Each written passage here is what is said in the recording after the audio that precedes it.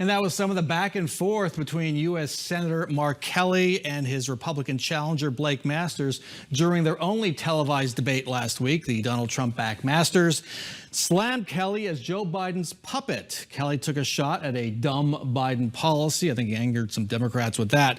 Later branded Masters as a threat to all women. Who won? Who lost? And is this race already over?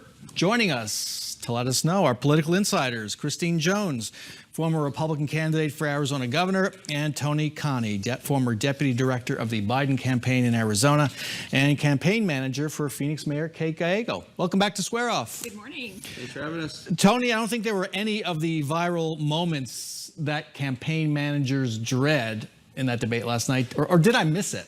No, I don't think there were any big moments that will change the outcome of the election. I think each candidate got a good shot in that they want to put on Twitter and stuff. But, you know, at the end of the day, I think this didn't change the dynamics, which is a good thing for the person in the lead, Senator Kelly. What did we learn during this debate about the candidates? Well, I think for Masters and his campaign, a win was just not blowing up, not misspeaking, and really where he might have gained a little traction is getting Kelly on the defensive, which he did. And I hope you're going to circle back and talk about Marc Victor, because I really believe that Marc Victor, who most voters had never heard of before, might have picked up some votes last night. So as you're saying that, I was already writing Marc Victor because I predicted before the debate, watch this guy, because I've moderated debates with Marc Victor. I've known Marc Victor for years as a lawyer. He's been somebody who's been on the news as a lawyer. But talk to that, because a lot of the polls are not accounting for Marc Victor, a libertarian candidate. Who could he hurt when the final results come in?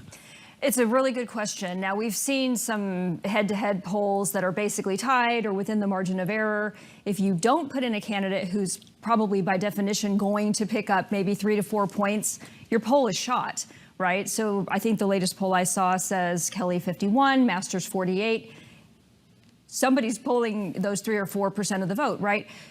Based on last night, and he talking about, could we please just not talk about abortion? Could we please just not fight with each other? Could we please just have a solution and move on? He showed up as an adult, and he probably pulls a little from Kelly on that issue, and on the border, a little from Masters. What about the Victor factor? Oh, I think it hurts the Republicans. I don't think it usually does. Yeah, I just think that just when it comes to the overall math of it, it's going to end up being a net positive for Mark Kelly, that he's even in it. Yeah, but Marc Victor, he acquitted himself well.